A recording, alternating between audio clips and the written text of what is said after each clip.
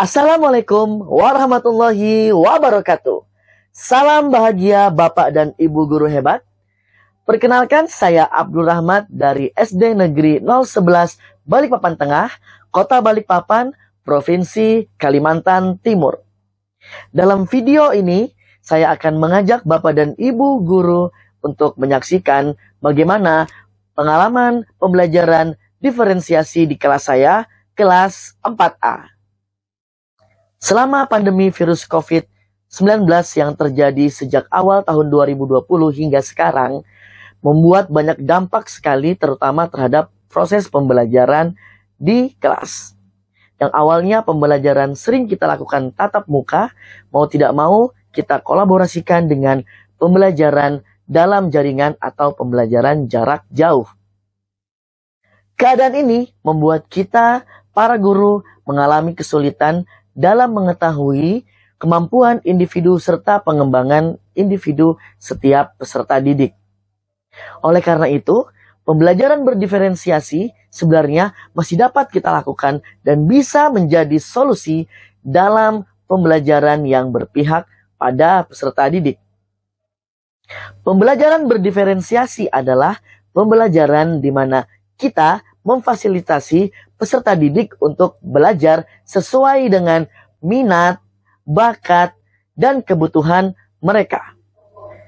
Praktik pembelajaran diferensiasi yang saya lakukan di kelas saya beri nama pembelajaran keren, yaitu kreatif, relevan, dan menyenangkan.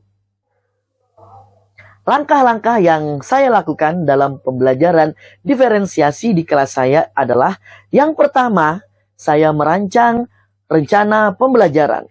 Di sekolah saya menerapkan kurikulum merdeka dengan kategori mandiri berubah. Oleh karena itu, saya merancang modul ajar yang berdiferensiasi. Modul ajar yang telah saya rancang ini telah terbit di platform Merdeka Mengajar. Langkah kedua yang saya lakukan adalah melakukan asesmen awal. Saya melakukan asesmen awal pembelajaran secara tatap muka, di mana asesmen kognitif yaitu untuk menilai kemampuan awal peserta didik, dan asesmen non-kognitif untuk menilai kesiapan awal peserta didik. Setelah melakukan asesmen awal, saya memetakan siswa berdasarkan hasil analisis dari asesmen awal yang saya lakukan. Dalam penerapan pembelajaran diferensiasi, saya menekankan kepada 3 hal, yaitu diferensiasi konten, diferensiasi proses, dan diferensiasi produk.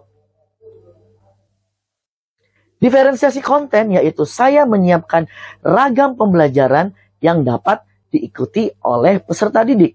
Peserta didik dapat memilih bentuk-bentuk bahan ajar yang saya berikan. Peserta didik saya bebaskan untuk memilih jenis bahan ajar yang ingin mereka pelajari.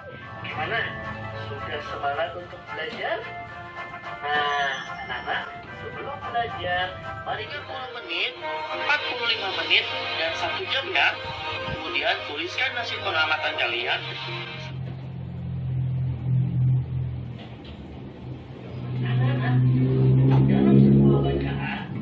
Berikutnya adalah diferensiasi proses. Dalam diferensiasi proses ini, saya memfasilitasi peserta didik untuk mengikuti pembelajaran sesuai dengan kebutuhan mereka. Mulai dari memilih bahan ajar, kemudian mempelajari bahan ajar, saya membentuk kelompok-kelompok, kemudian menghadirkan tutor sebaya, dan pendampingan langsung secara individu kepada peserta didik. Dikit aja, yang penting kamu lihat bentuknya. Nah, perhatikan ada perubahan guys. Sebagian bola mata juga tampak dari luar. Yang berwarna putih adalah lapisan terluar dinding bola mata yang disebut selalu pakai masker dan jaga jarak. Nah, ini dia nih. Jangan sampai lupa selalu belajar kebutuhan apa saja di gratis. Oke, kerakyatan di mana di sini? Oke, benar. Oke, pintar. Yo, keren. Apakah benar upacara bendera merupakan contoh sila pengamalan keempat? Benar. Coba kalian cek lagi. Keberapa lagi? Ketiga anak-anak. Kritikan dari teman-teman di kelompok 4.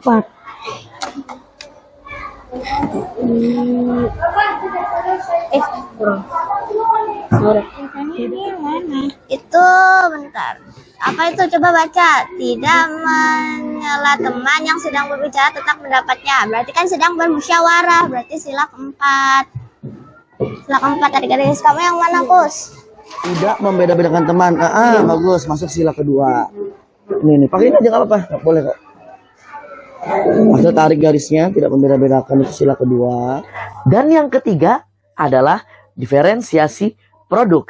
Saya memberikan kebebasan kepada peserta didik untuk menghasilkan produk-produk pembelajaran sesuai dengan minat mereka. Teman-teman, kita harus menjaga kesehatan.